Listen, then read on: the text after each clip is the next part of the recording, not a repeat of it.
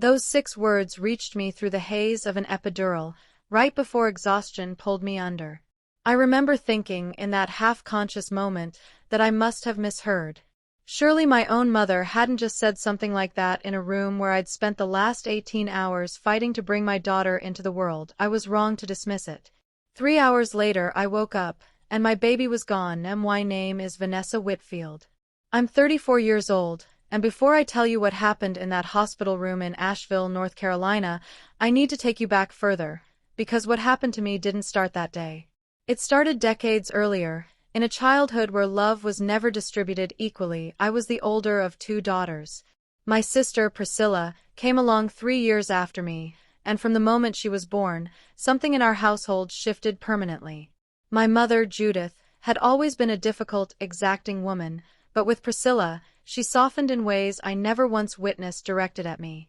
I told myself for years that I was imagining it, that I was the oversensitive one, the difficult one, the one who read slights into ordinary things. But children know. Children always know when love isn't equal, even if they don't have the words for it. By the time we were adults, the pattern had calcified into something undeniable. Priscilla could do no wrong. I could do no right. And when Priscilla began struggling to have children, 3 devastating miscarriages over 6 years, 2 rounds of IVF that drained her savings and her spirit, a marriage that quietly crumbled under the weight of grief neither she nor her husband could carry, my mother made Priscilla's infertility the central tragedy of our entire family's existence. Every holiday, every phone call, every birthday card came wrapped in the same undertone: your sister deserves this more than you'll ever understand. So when I finally got pregnant, after 4 years of my own quiet struggle that I'd never even told my mother about, 2 losses of my own, appointments Grant and I kept secret because I couldn't bear another wave of comparison, I should have known how she'd react. I should have prepared myself. Instead, I let myself hope that maybe, finally, my mother would simply be happy for me. Thanksgiving, 5 months pregnant, I made the mistake of mentioning names Grant and I were considering. My mother set down her fork, looked at me with an expression I can still see perfectly if I close my eyes, and said, "It's strange, isn't it? Life gives babies to the ones who don't even seem to want them badly enough, and takes them away from the ones who do anything." I sat there frozen, humiliated in front of the entire table, while my father stared silently at his plate the way he always did whenever my mother said something cruel. He never defended me. Not once. Not in 34 years. I used to think that made him a bystander. Later, I would understand he was something closer to an accomplice, someone who watched the machinery of my mother's favoritism operate for decades and never once tried to jam it. I didn't know then how far that machinery would go. The day I gave birth, I told myself none of that mattered anymore. Labor stretched 18 brutal hours. Grant never left my side, gripping my hand through every contraction, whispering that I was doing incredible, that our daughter was almost here. When she finally arrived, 7 pounds, 4 ounces, with a full head of dark hair and a cry that filled the entire delivery room, I sobbed harder than I had at any point during labor itself. We named her Josephine. Josie. For about 2 hours, I experienced something close to perfect happiness. My mother and Priscilla arrived that afternoon. I remember watching my mother's face as she looked down at Josie for the first time, and something about her expression unsettled me even then. Not warmth, not the soft wonder most grandmothers wear. Something closer to calculation. I told myself I was imagining it. New mothers are exhausted, hormonal, hypersensitive. I told myself a lot of things that day that turned out to be dangerously wrong. The epidural top-up the anesthesiologist gave me for post-delivery repair left me utterly drained.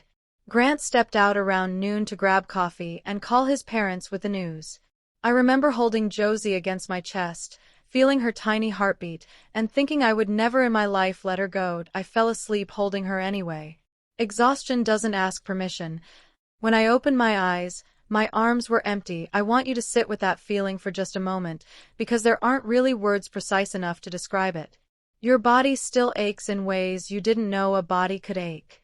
Your chest has already started responding to a baby who was, minutes ago, pressed against your skin. And then you wake up, and she's simply not there, And every cell in your body screams before your mind even catches up to why I don't remember deciding to scream. I just remember the sound tearing out of me, raw and unrecognizable, before a nurse burst through the door with wide, startled eyes. When I choked out that my baby was gone, she looked confused rather than alarmed, which somehow terrified me even more. "Your sister has her in the nursery," she said carefully. "She said she had permission." "I never gave permission," I said, and my own voice sounded like it belonged to someone else. "Where is my daughter?" What followed was nearly 3 hours of escalating chaos. Hospital security summoned, administrators pulled from other departments. My obstetrician interrupted mid-delivery of another patient to come explain what in God's name was happening to mine. Grant returned from the cafeteria to find me hysterical, and within minutes he was just as frantic as I was, demanding answers from anyone in scrubs who walked past. The explanation, when it finally came, was almost impossible to process. Early that morning, while I was in active, heavily medicated labor, my mother had walked into the hospital's patient relations office and presented paperwork. A guardianship authorization, notarized, stating that in the event I became incapacitated during delivery, temporary custody rights would transfer to my sister due to my alleged history of postpartum complications and depression. I have never in my life had postpartum depression. I never said those words to a single soul, because they weren't true. I never signed any such document, but there was a signature on that page.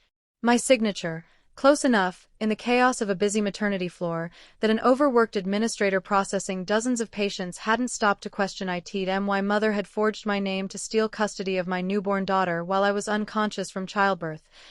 When hospital security finally located my sister, she was in a private lactation room down the hall, rocking Josie against her chest, tears streaming silently down her face, murmuring to her like she already belonged to her. The sound that came out of me when I saw them together wasn't a scream this time. It was lower, hollowed out, something I didn't recognize as belonging to me. "Mom said it was okay," Priscilla said, her voice shaking, eyes wide with something between guilt and confusion. "She said you two had already talked about it. That you wanted me to have skin-to-skin time in case you needed extra recovery afterward." "I never said that," I choked out. "Priscilla, I never said any of that. Ever." And for one unbearable second, I watched something flicker across my sister's face, not certainty that I was lying, but doubt about who to believe. Her sister standing in front of her, shattered, or the mother who had spent 30 years training both of us to distrust our own instincts around her. That flicker told me everything about how deep the damage in our family really ran. Security called the police immediately. Hospital administration launched an internal review on the spot. I refused to let Priscilla anywhere near my daughter again until this was resolved, and my mother, standing in the hallway with her arms crossed, utterly unbothered by the chaos she'd created, actually had the audacity to say I was being dramatic and that family should share. Share. As though my daughter were an heirloom passed between houses instead of a human being I had just spent 18 hours bringing into the world.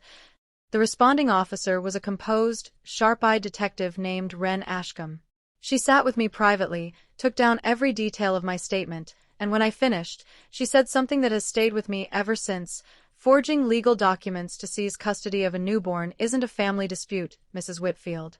That's a felony, and I intend to treat it like one." My mother was arrested that same afternoon, right there in the hospital corridor, in front of nurses and visiting families, on charges of forgery and unlawful transfer of custody. I watched 2 officers walk her out in handcuffs, and I braced myself for triumph. What I felt instead was a strange, hollow grief, because underneath everything, she was still my mother, and she had chosen to do this to me on the single most vulnerable day of my life. I assumed that was the climax of the story. The villain exposed, the baby returned, a family fractured but the truth finally out in the open. I had no idea the real twist was still coming. 2 days later, Priscilla appeared at my hospital room door alone, her eyes swollen from what looked like days of crying. Every instinct told me to have her removed. Instead, something in her face, a rawness I'd genuinely never seen from her before, made me pause. "I need to tell you something," she said, voice trembling, And I need you to let me get through all of it before you throw me out. I nodded. Josie held tight against my chest, and let her speak. What she told me rewired everything I thought I understood about that day. 2 weeks before I went into labor, our mother had sat Priscilla down privately and told her she was dying. Stage 4 pancreatic cancer, she'd claimed, 6 months left at most. And in that same conversation, weeping, she told Priscilla that her final wish, her dying wish, was for Priscilla to finally become a mother, and that I had privately agreed, in a conversation Priscilla wasn't part of, to let her essentially co-parent Josie because of my supposedly fragile mental state. My sister had believed every word. She wasn't stealing a baby out of cruelty. She genuinely believed she was fulfilling a dying woman's final request, one she thought I'd already consented to. Our mother had reached into the deepest, rawest wound of Priscilla's life, a decade of loss and heartbreak, and used it as a weapon. I sat there in stunned silence. Because here's the thing. My mother wasn't dying. There was no diagnosis, no oncologist, no treatment plan, nothing. It was a complete fabrication, engineered with surgical precision to detonate at the exact moment I would be least able to defend myself. My mother hadn't simply tried to steal my daughter. She had weaponized my sister's decade of grief to do it. I won't pretend I forgave Priscilla instantly, because I didn't. It took months of careful, painful conversations to even begin trusting her again. But I did believe her, because the alternative, that my own sister had looked me dead in the eye and lied about all of it, was somehow harder to accept than the truth. We had both been manipulated by the same woman our entire lives, just aimed in opposite directions. I had been starved of affection. She had been drowning in obligation and manufactured guilt. Two different wounds, carved by the same hand. The legal case moved slowly, the way these things always do. My mother's attorney tried arguing diminished capacity, grief-induced impulsivity, anything to soften what she'd done. But Detective Ashcombe's investigation uncovered something even more damning during discovery. Records showing my mother had visited a notary's office 3 separate times in the 2 weeks leading up to my due date, refining a forged signature each time until it was convincing enough to pass inspection. This wasn't panic. This wasn't a single desperate moment of poor judgment. This was weeks of methodical planning, deliberately timed for the one moment I'd be too drugged, too exhausted, too physically broken to fight back. The hospital's internal investigation resulted in sweeping policy changes across the maternity ward. No custody-related paperwork could ever again be processed without direct verification from the patient herself, regardless of who presented it or what relationship they claimed. Detective Ashcombe told me quietly, months later off the record, that mine wasn't the first case like this she'd investigated in her career. It was simply the first one caught in time.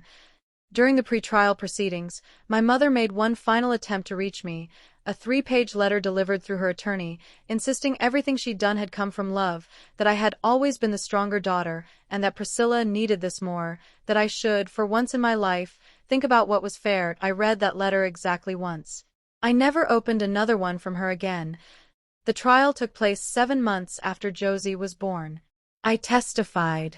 Priscilla testified too, against our own mother, through tears, describing in detail how she'd been manipulated with a fabricated terminal illness to justify taking a baby that was never legally or morally hers to take.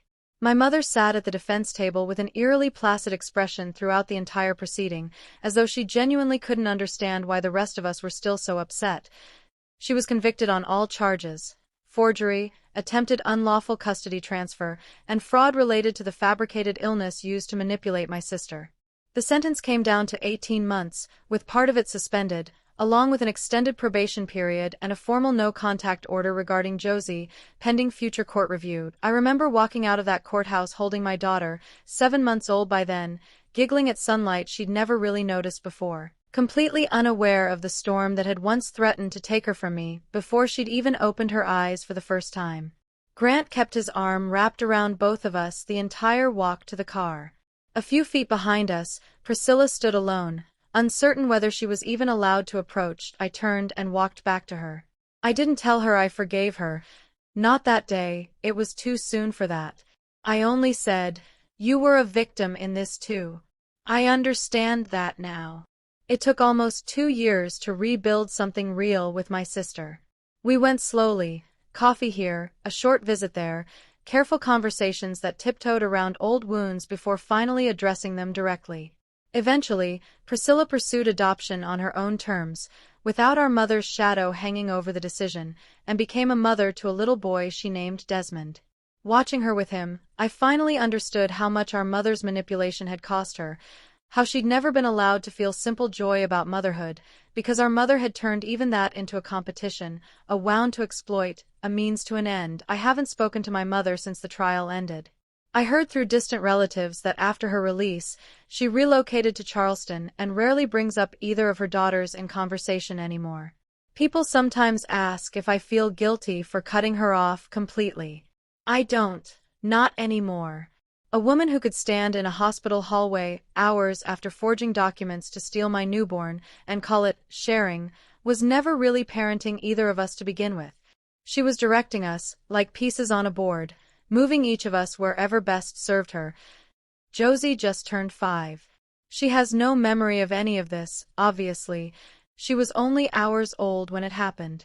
Someday, when she's old enough to understand, I'll tell her the truth in a way that doesn't frighten her, but lets her know exactly how hard her mother fought to keep her, from the very first moments of her life. Sometimes, late at night, rocking her to sleep, I still think about that exact instant I woke up in that hospital bed with empty arms. I think about how close I came to a completely different life, one where forged paperwork might have quietly rerouted my daughter's entire childhood before I even had the chance to fight for her. But I woke up. I fought. And I got her back. If there's one thing this entire experience taught me, it's that love isn't something you're owed just because you want it badly enough. And no one, not even your own mother, has the right to decide who deserves to raise your child. So let me ask you honestly, if you woke up to find your baby gone, and discovered your own mother was behind it, could you have forgiven your sister the way I eventually did? If this story moved you, hit subscribe to Sophie Revenge. We post a brand new story every single day, and you won't want to miss what's coming next.